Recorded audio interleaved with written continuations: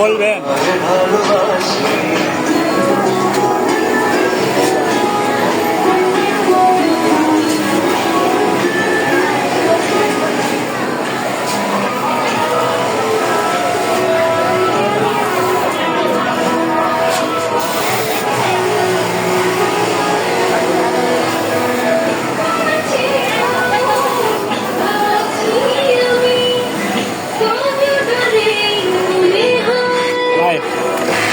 বড় ভাই কিছু বলবেন?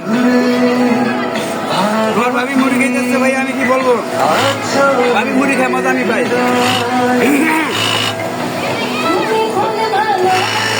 আজকে সবাই সাজুগুজু করে নিয়েছি গাড়িতে।